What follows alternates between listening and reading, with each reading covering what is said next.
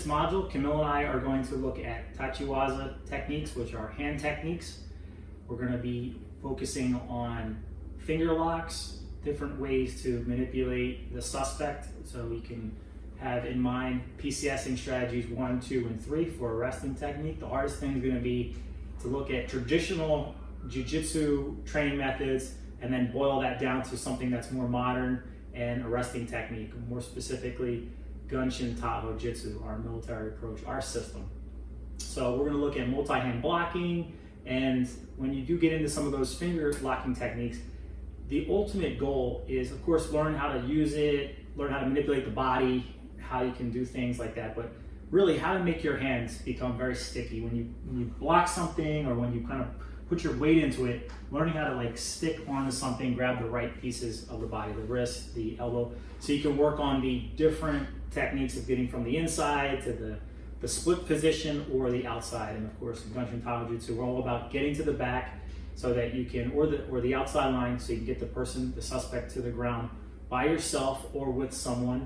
In other modules, when you have another officer with you, we have patch strategies, which is the partner arresting technique.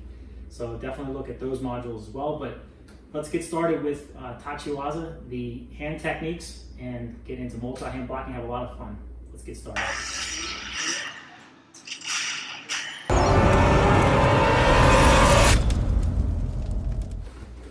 In this video right now, before we get into finger locking techniques and different lock flows that we want to endorse in Gunji Taiho Jutsu, I want to look at some of the traditional jujutsu teaching methods, techniques to practice, mainly katas, so they wouldn't get hurt. And that's a lot of times when someone's standing there, your training partner, hands up or just standing normal, please, right here, and you see the person step in and then do the big punch here.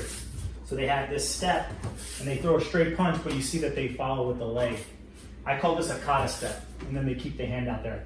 And to a point, that's very beneficial to learn how to move your body, learn how to block and trap and things like that. But it's not going to be realistic if someone's going to be doing this on a street. It's going to be more so a straight punch, like a cross or a jab, which we'll look at again in this module, or you can look into other modules about how we address positioning the straight punch with the cross or the jab and then the hook punches. So we have it in our system, but I want to look at some specific details.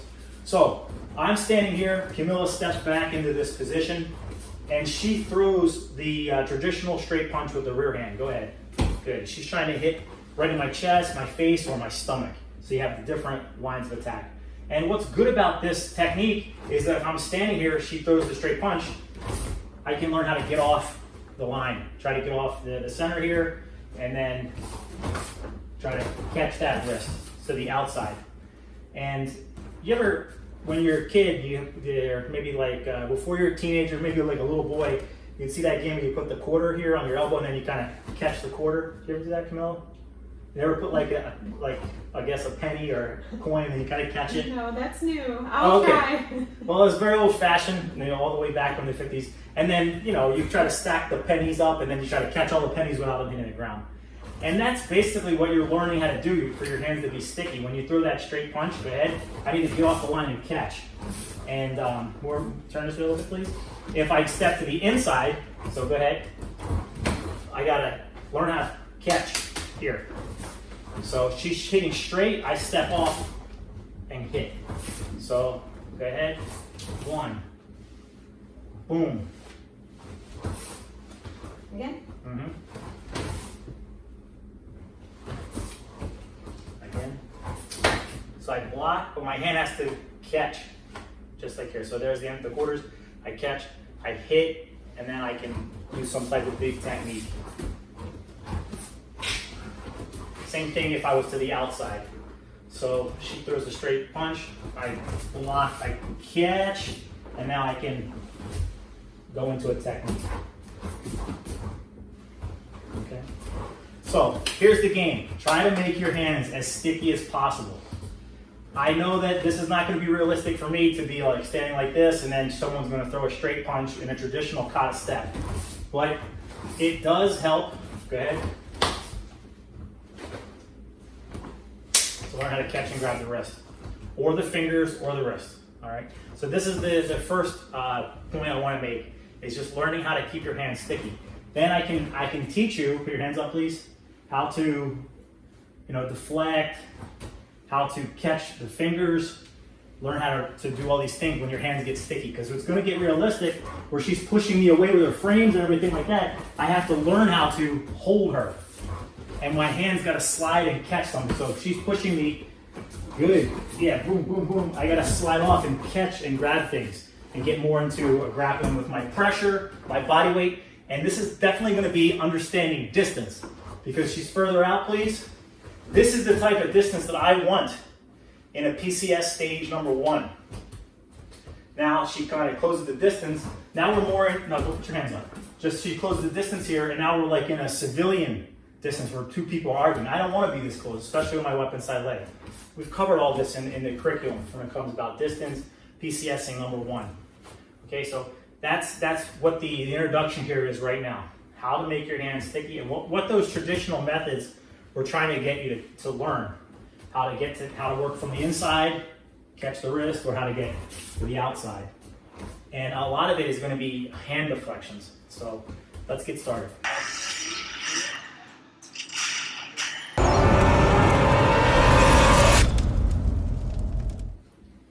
In this video, Camille and I are going to focus on ubadori, which is finger hold or finger locks in Japanese.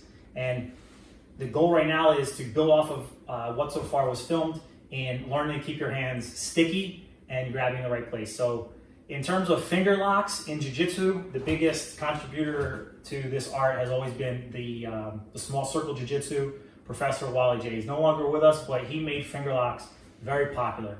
And we would like to build on that, work on different distances, and the idea is to develop nice lock flows for finger locks that we can have in our system, and then incorporate the proper distance as an officer of security forces.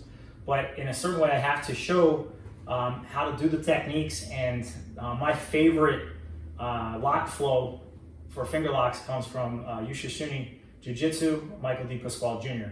And of course, he studied with a lot of the great masters of Jiu-Jitsu, and of course, Michael D. Pasquale also trained with Professor Wally J. So you'll see some similarities, but of course we're gonna refine them. When I'm in a close distance like this, without a gun on my side, this is more of a social distance for a civilian. But when I'm out here very far away, then we can start getting into PCS strategy number 1 and being an officer. But we got to start somewhere. When someone goes to push here on the chest, or if someone tries to push you, maybe you can grab your throat, they're exposing the hands to you. And that's a great way to do the finger lock sequence. So move back a little bit, please. When Camilla comes up to push me, go ahead, 2 hands. Good. I can capture her hands here. And the trick is, I have my hands here. Hey, just step back. But when they go to push, I step back, and then I catch here. And it's good because they think I'm going to be here, and then as they go to push, I step back just a little bit, and I catch just the top of the hands, and then I go down. And now it's going to be a game of where the palms are, and that's what I want to focus right now. Because I really don't care to capture both here, although that's good. I really want to do my favorite, which is here, catching one, and then being here. Because if I catch here, I can dominate the wrist, start creating a nice angle. So I call that the cross grip. I hope that makes sense. So when Camille just puts her hands out, really just one hand at a time. Good. Here. You have to look at what you're grabbing. If you grab the thumb and do a thumb lock or some type of ubadori on the thumb, this is the parent, the mother and father. When you do a thumb grip, you can bring it down. That usually manipulates the wrist. It creates a cool angle. When you grab the 2 fingers here at the top, this is your brother and sister. I really like this one. And then the bottom 2, the pinky and the ring finger, is another brother, like brother, sister, brother, and then the baby brother. And it's really hard to manipulate someone with just grabbing the pinky, the baby finger. But when you grab 2, you can start to manipulate. And then there's also kind of crushing the fingers together. All right. So if anything, I'm trying in the very beginning to get just a little bit more leverage being up here high. I'm crushing them together, all 4 fingers or 2 or 3. my thumb's catching in there, I'm crushing it, and then I'm pulling it in my thumb as I extend and create the slack here. And the goal is really trying to use, if you're gonna grab brother and sister or brother and baby brother, really focusing on where that palm is going to be, because if the palm is going down, the person's going down. If the palm is going up, the person's going up. If I put the palm this way, she's going to start going that way. If I kind of swing it back this way, she's going that way. So that's really interesting. Of course, when I have the cross grip, it's the same thing. Look, bringing it all together, taking the slack out, and then we talk about this type of motion here. 1, 2, 3, 4. And then we got to look at hand transfers. Okay. So let's see that in more detail.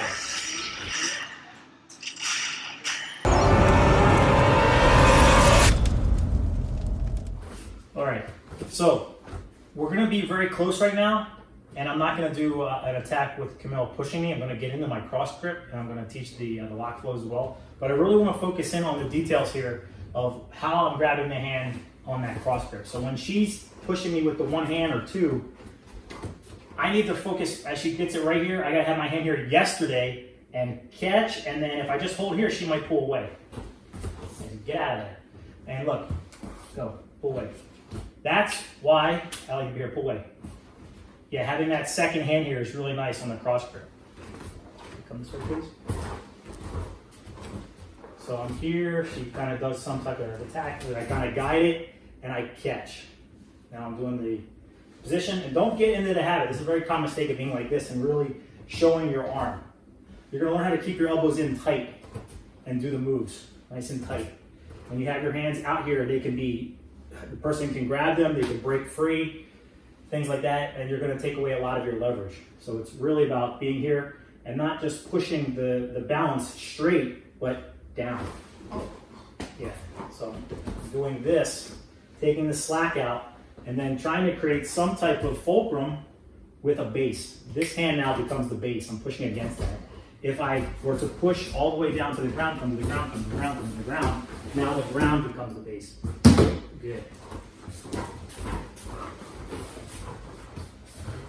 So, in a civilian distance, Camilla's going to come here and give me a big push here. When someone pushes you, you're either going to be super late or you're going to do some type of deflection. It's here, get off me. You know, boom, just moving your body. So it's not just, well, I'm going to keep my hands here, I'm going to step back. It's, as he pushes me, I kind of guide. Come this way, please. I take the push, but I kind of guide with the push. This hand is going to now catch. Now I got it. So that would be more realistic, where I'm standing here, or move further back, please. I'm interviewing the person, PCS stage number 1. My proximity, I'm like, I'm here, what's going on? You know, I'm here, I heard the disturbance. I should already be getting compliance out of this, all right? My proximity and my presence is P. C is my compliance. Are they gonna be listening to me, or do I feel like I have control just being here? And then the first S in PCS number 1 is looking at her stance. So she's already bladed with her right leg back. I'm going to be over here talking to her. I'm going to be away from her power side leg and hand, and my weapon side leg is over here. If she were to blade the other way, now I'm going to be talking to her over here, away from that power side hand. So this is like the real deal situation. For her to come in and do some type of push, she's got to get super close to me. And I can be able to see that. So back up, please. Again, that would be civilian distance. This is like the real deal. I'm the police officer. I'm the security forces, and I'm here looking at her stance. So now she's like kind of bladed a little bit. I would like to be over here a little bit. Good. My hands are up. My weapon side leg is back. And I'm talking to the person. My hands are up here, ready to go. So sometimes this distance allowed, it wouldn't be very tactical for her to come in and push me. But if I'm somehow distracted and the person's getting come closer, like, hey, stop right there, and then she lunges out to push me, I gotta do something here.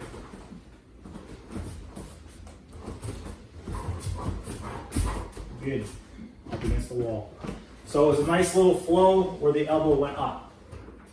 That's my favorite grip on the Ubadori, and I like to go I like to create a shock. So as I catch here, I capture the fingers, I grab the wrist so she can't pull away. My move was down, boom. Just get her to go down. She doesn't have to even go all the way down to the ground, although she could, and then I could just bring the pin. When I catch here, I'm trying to keep this standing. I'm gonna flex downward and then rotate the wrist up here. So the palm goes down, that's where the pressure goes. I immediately turn the wrist all the way up, and then so if she were to flow down with her knees, this is gonna bring her back up, that brings the elbow up, and now I can capture a traditional grip here on Sankyo. I'm really capturing that wrist, and now I can manipulate here, keeping it to my chest. And if I keep bringing the wrist down, that'll spin her towards the wall. As I rotate my wrist downwards, like you're revving an engine on the motorcycle, that'll break her posture as well. Put your arm behind your back, put your hand above your head, hand on your head, hand on your head. Put your hand on your head. There you go, very good. So I have to communicate what I want, what my demands are. Come over here, please, Camilla. So a lot of space, I'm about here, and I'm just getting into communicating with her, PCS number 1, and for some reason she just got too close and she went and pushed me with her hands. So I didn't just take it, I had to do something. So she pushed, and hopefully I grabbed the wrist. Look, I didn't catch anything, and that's okay. And that's where it's like I gotta be closing in on the distance. And that's where I'm building towards realisticness. Like when you go to grab somebody, you try to do some type of finger lock, so it slips, you gotta be ready to go. Like, you're just standing here, and then it escalates to like 100%, 100 miles an hour, and then you gotta be engaging. And that's gonna be how to step on an angle so that you can come back, or just being real close. And Camilla, once I grab her here, she's not gonna be like static. She's gonna step her leg back for base. She's gonna be trying to push away, pull away. I don't know what she's gonna do, but if you grab somebody here, they're gonna pull away. Good, use the second hand or whatever. And if I try to get close and she's pulling away, she might use that other hand to push me away. Yeah, and push, try to stop me. And use more of a frame, yeah. Use something solid to push that person away. So if they can't break free to run, they're gonna use the other hand to stop you. And you gotta know where you're moving, all right? And it's okay if someone says to me, finger locks don't work. Well, they don't work all the time, but they can work. And they will work in a flow if you train them. And you learn how to keep your hands sticky and find the right place on the wrist and how to manipulate them. And right now, this is my favorite one, where she's trying to reach with 2 hands or 1, go ahead, and I'm catching. Very good.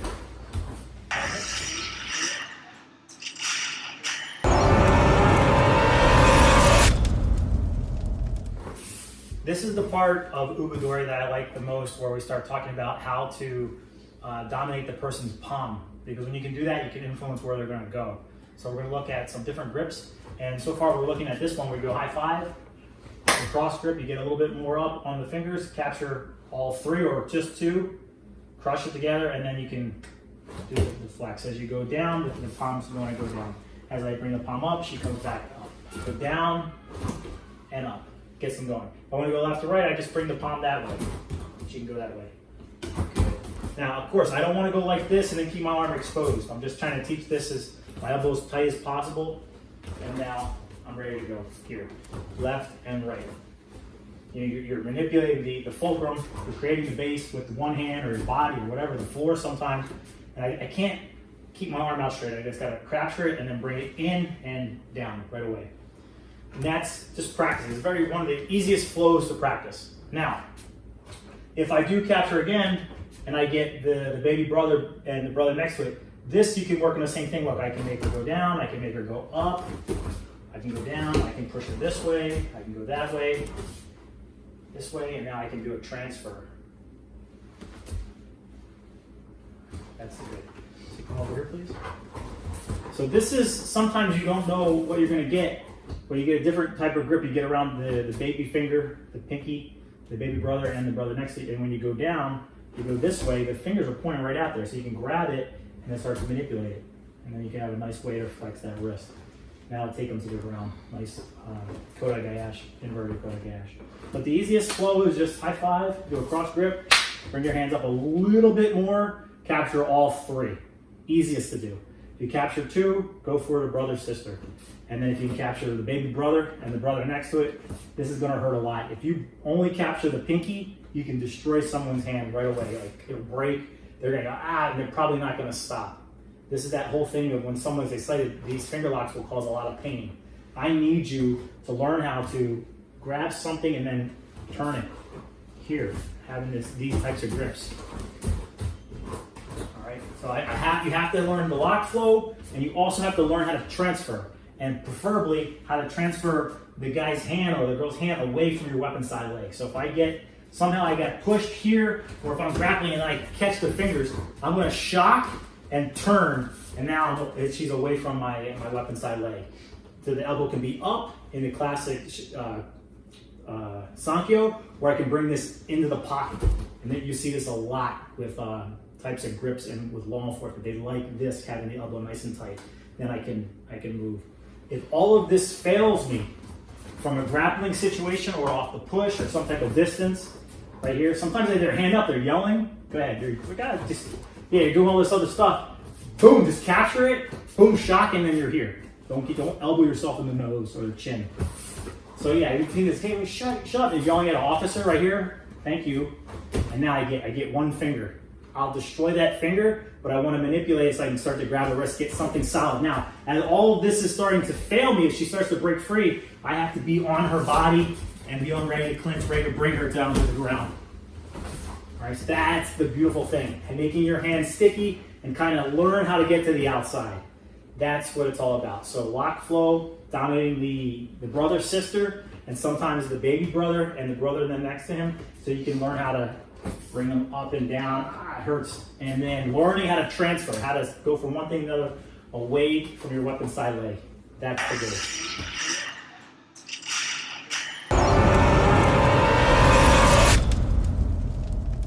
So to learn how to develop that stickiness in your hands and the angles and things like that, we can continue with more finger locks and things of that nature. But we also have the game from the Filipino martial arts of the Hula. Just doing this little angle here. One, and she keeps going one, and then she does the same thing to me. One. Good. We have a nice video here in our collection on Hula drills. And I really like this because it teaches you to attack the eyes, right? And go for learning how to, when the person comes in, really give them a chop with the dead arms. And then this will transition nicely to something's in their hand like a club or a knife, a blunt object. And another byproduct of learning to do Hula is learning how to capture this elbow. So you can now pull and push. And that's almost a way of Filipino wrestling, where you're using the elbow to create this motion with your body weight. And then another byproduct is going to be, go ahead, if I chop, learning how to like grab with your elbow distribution, your weight here. So it's not just like I'm kind of putting my weight into it and that gets that feel. I need people to learn how to like hold and kind of put their weight into them to get that sensitivity, get that pressure. So it's not just always going to be your hands being sticky, but your whole body becomes sticky. When I'm holding on to her neck, my elbow's like gluing here, and she feels all that weight, and then my hand kind of cups. That's the type of idea. Your whole body becomes the glue. That's what we're heading at. Now, more drills. So she does the Hula, and of course I'm going for the eyes. I'm blocking, going to the outside, hitting the eye, and then I'm either popping and creating distance, or bringing this down and holding the elbow, because we love the elbow from here. Then I can start putting my weight into it. My weapon side leg is back. We have that angle. Okay, and that's when we get into PCS number 2, when you get hands on with the person before you bring the person to the ground. So PCS number 2 is going to be your position, your system of takedown, and the control that you're going to have. And you're going to have more control, not being on the inside, not being on the split, but being on the outside line here. And that always come face me, turn your body. See, when you capture the elbow, you can get that outside line very effectively. And she's trying to turn her body, so I'm always going to be just a step ahead, and then I'm going to get around to the back clinch. All right, so again, Hula is going to be doing that, so get really good at this repetition. This is just energy drills. So I come like this, I give her a chop. Good, she chops, and then boom, and then she pushes my elbow, the pop, or she can give the capturing the elbow. Good, with the thumb right here. Good, and then she gives me the chop. Good, and now I have it. That's a pop, or catch the elbow, or pop. It's up to you. You got to get the repetitions. Good, keep going. Come on, Camille. All right. Good, good. And that's the energy flow. Now, Camilla's much better at jabbing and crossing. So when she throws the jab here, or cross, go ahead, it's coming straight for my nose. Cross. Cross, good. Very nice. Jab. Good. This is the hardest thing to defend against, I feel, in my opinion, in martial arts. The straight jab. Because in the traditional methods, the person's punching and they're giving everything. They're giving their leg, they're giving their arm, they're keeping it out there, they're teaching you an angle, but they're really committing. If you're standing here and someone just jabs you right in the nose, they can do a lot of damage and recover and do it again. They're not going to be like this, punch and leave it out there. They're just going to be real fast, boom. They committed a little bit, they caused a lot of damage, and then they did something else. So in our curriculum, move back a little bit, please. We're creating the distance step over here a little bit. So she's blading that way. I'm going to be over here with my weapon side leg. And then we have to go from 0 to 100. When she throws a straight jab at me in my nose, she's closing the distance, a straight jab to my nose. I got to jab and go. I got to parry that hand and close the distance. Think of it like the person that kind of touched you a little bit with the hand. They did a little bit of a push. You grab them and then you got to close the distance right away. You don't want to be here and like touch them and then they pull away. Run, run. And then it's like you're catching them again. You see this all the time because the officer, security force, is not committed. They try to say, hey, put your arms behind your back. They grab the wrist. And they say, the person says, get off my hand. You lose it. You got to be hands. If you're going to grab that person, you got to be here. Catch them and be on them. Do some type of deflection. Grab the wrist like we have in our curriculum. Get off the line a little bit. Step to the line and push. Boom, and then you're here. Or pushing and you have your stance. So this is the type of thing that I want you to keep in mind. A little bit over there, please. When she throws that jab in my face, the straight jab, go ahead. I can parry here, a little tap and move my head. We've done this. This is in our curriculum. We can also practice the jab, parry and catching, just like that. Parry like this, hook, and go. All right? This is not boxing. This is not like I have boxing gloves and I have to jab, please, move my head and do like a little here, like with my boxing glove. I want to be able to, now do the cross, hook. Why am I doing this? Because I want you to learn how to develop stickiness in your hands, all right, in a modern way. And it's not just your hands. It's not just your hands. It's going to be your head. Good. So I'm still parrying and still getting my head off the line, peekaboo on the other side, but I'm opening this person up so I can get in on them and just learn to develop. Because it's like, I don't like this, tighten it out a little bit. I don't like this method of stepping through and doing a traditional move. Okay, let's modernize it. The most modern thing could be a straight jab. Good. Cross, a straight cross. And learning how to hook it. And then one day, don't let go. Like you're here, and now you got the wrist. And then they're here, they put their hand up, yeah. Or maybe I have here, and then they put their hands up, and you're grabbing the hand. Good. And you're just being sticky. They give you your fingers, you take the fingers. They give you the wrist, you get the wrist. If you can build your way to the high five from the fingers to the wrist, and then capturing the elbow, you're working your way closer to the body. And then it becomes a game of distance. When you can get in real close and put your body weight on someone, get to the outside, this is your system of takedown. Now I can bring her to the ground, and now we're at the final step, PCS number 3. What's going to be your pin? What's going to be, have you been communicating this whole time with your partner or with the person? And then are they safe? Are you safe? Is the person that you're pinning safe in the PCS number 3? So this is the idea. This is what I want to do. This is what I'm trying to incorporate into the system and make it the idea of Filipino martial arts. Because they have all these things that they're doing and they're using weapons and they're having really, really cool angles. And we can incorporate it into the grappling. And we can incorporate it into the Gunji Taiho Jutsu. We just got to modernize things. We got to make it a reason to make your hands sticky. So she has the traditional straight punch in my chest. I get off the line. Go ahead, do it again, please. Move your hands to your feet. and you catch. Catch those quarters. Come to the, move a little bit more because the wall's there. She does the traditional straight punch again. Go ahead. And then I got her. Whatever it's going to be. Learning how to do what's called a gakun. So again, when your goal is to punch me straight, go ahead. And I get off the line, I catch here, and then I can gakun the maneuver. Grabbing the wrist and manipulating the wrist. Very traditional move here. And you're catching so many things. So that's the idea. That's okay, Tony, that I don't think that's going to work in a modern sense. How can you incorporate it? Well, we have to keep the contents of distance. Back up, please. Learning how to blade. And then we worked her fingers. So she pushes me, go ahead, and we capture the wrist, capture the fingers, and learn how to use brother-sister relationship, make a flow, and then also, learning how to transfer.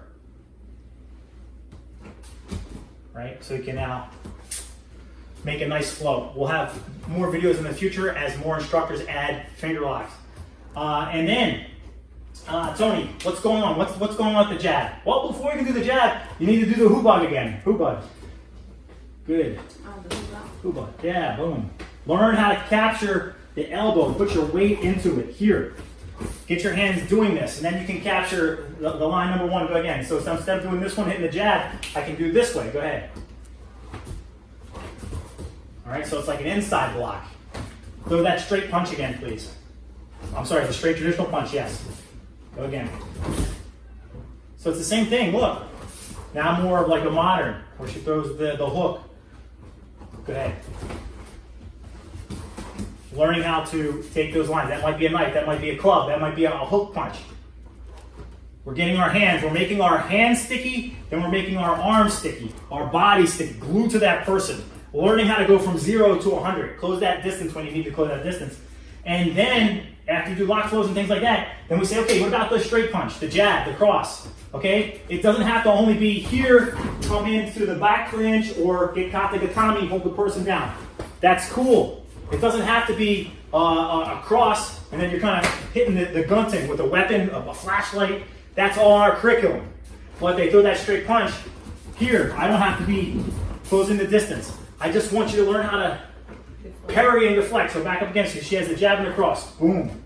Do this. Good. Good. And I'm catching and holding. Now I got her wrist, and then you can kind of change it a little bit. Like I'm at the wrist. I got to get the cross grab, and I close the distance. If she starts to pull away, or she puts her hands up or something like that, to push. Yes. Very good. Thank you. You will not be able to do this, especially when you get into the split. So she throws the jab at my nose, straight jab, right here. Go again. I'm checking that hand right here so it doesn't punch. I'm getting that split position, which I really dislike because if I do close the distance, she can cross that frame, push me away with her base. Right here, and I'm pushing away, I can deflect that, get into a Russian pull, or my hands, again. Yeah, I'm here as she's pushing me away. If her hands go, I'm like, yes. Very good. If you're not doing finger locks, you're not going to grab people's fingers out for no reason. You have to practice finger locks. You got to practice them and learn how to manipulate them. So if she did the straight jab here. I did the split. My hands are not just checking so she doesn't punch me again. I'm trying to grab her wrist. I'm trying to get close. I know that she's going to put the frame up. She's going to be pushing me away. But my hands are here for a reason. The moment that they open up, open up your hands. Yeah, there's the finger lock. Okay? And as I turn it this way, I can use this hand. Now I have it. I have a nice transfer. Oh my God, that's right. We did talk about hand transfer. It's important to learn how to go from one side to the other. And we have a lot of energy drills on working from the inside, double inside, the split, and then learning how to fight from starting in on the outside or learning how to get there. Everything, in my opinion, in Gunshin Taiho Jutsu should learn how to get to the outside line. This module today was learning how to make your hands and body sticky, going from 0 to 100 miles an hour if you have to. When you're grappling, when you're trying to close that distance, when you're trying to go from PCS 1 to PCS 2, and you put your body on someone, you've got your hands on them, you need to get to the outside. You need to flow, and we can break that down. There's nice energy drills to do that. But this is the more eclectic way of how to do many systems into one for a resting technique. So you can go to PCS number 3, put that person down on the ground for the pin.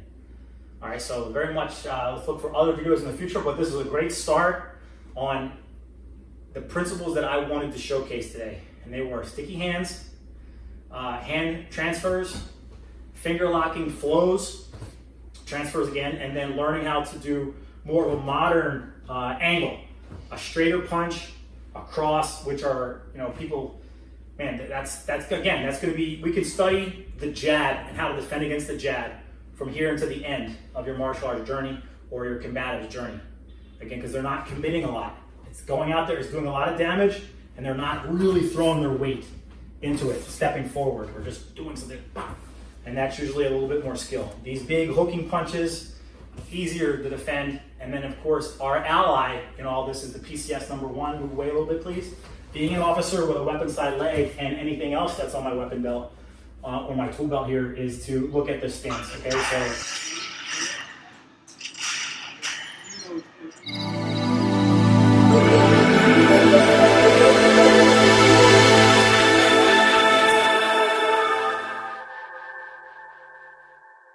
the original drill is a chop.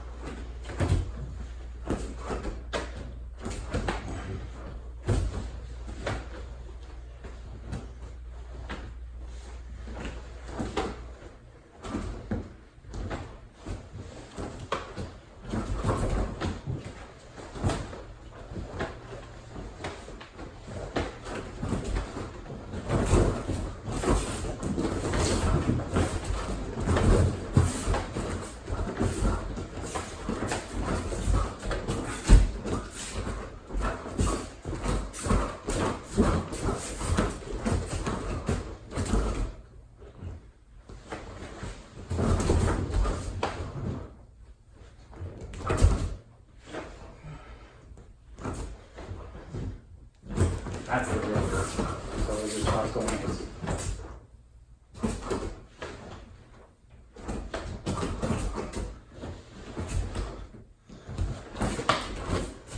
All right. Very good. Hi, I'm Little Tony Pacenski, Professor Tony Pacenski. I'm here with my friend Tim, my student. We're going to be doing some techniques that have an eclectic approach to martial arts.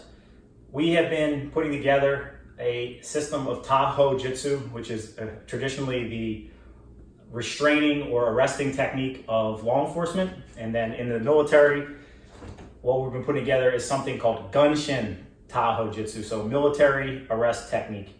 And in having me understand further this split position here, off of a jab, or just grappling, even here like a modified split where the guy has it around my neck. We've been researching a lot and it heads us in different directions, different paths. And that split position off of a jab, that really plays a lot in the circles of Jeet Kune Do concepts, JKD, or the Filipino martial arts. So there's a really excellent drill here of just using a knife and just understanding that number 1 angle so you can do this over and over and over again. Hula. Now, there's in that particular position, that drill, it develops the reflexes and it almost gets into sticky hands like Wing Chun, but it's not. When you stick it towards the Filipino stuff, the Kali, as that one comes in, I'm hitting that. It's not so much as a block or a trap. It's a extension so I can get into the eyes. From this moment, this outside hand comes around my head, and as I hit that person, I would love to hit him again with a finger jab again. It's at this moment when I'm going to do with this hand that's going to put me down the path of what we're doing in Gunshin Taiho Jutsu versus Wing Chun or Kali or Domong. So again, 1, 2. Now typically it's to keep the drill going, it's pop and then he goes. Or instead of a pop, then it's going to be a catch. From here, I like this as well. This gets into what we're doing Gunshin jab, but this is more so the Filipino wrestling, where you're able to like shove somebody around or pull them around from the catch position. here.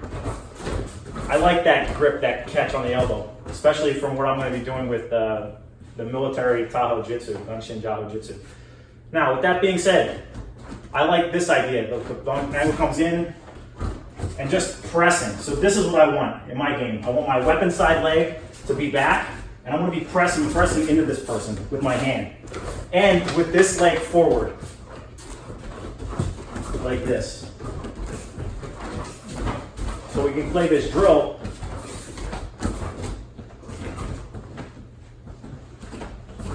The press. There you go, good.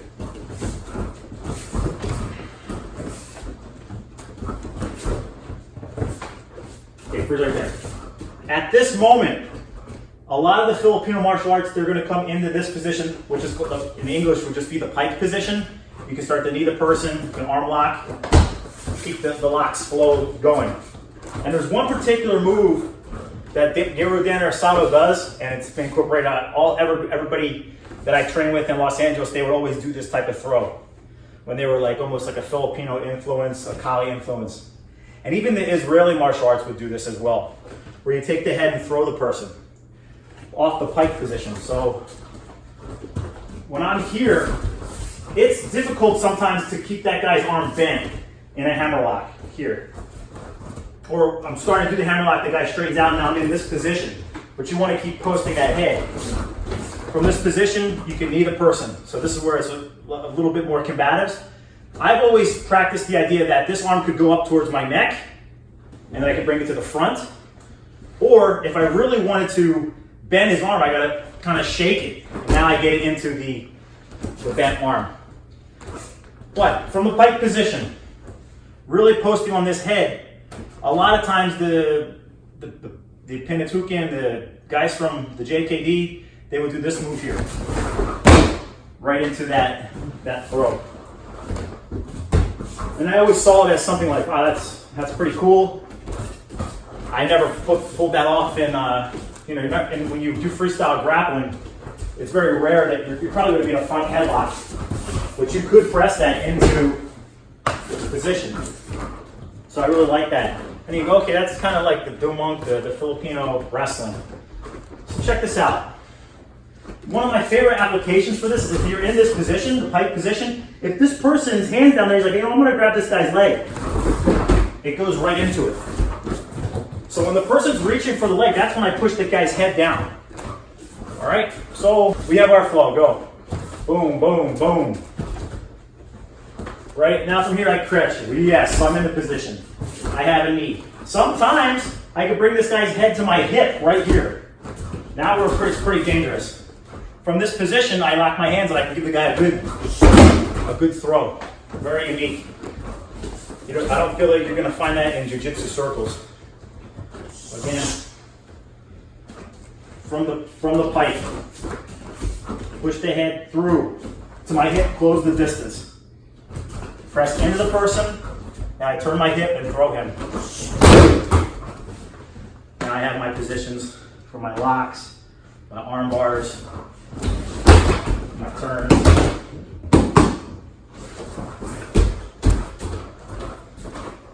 Okay, it's pretty good. All right, so.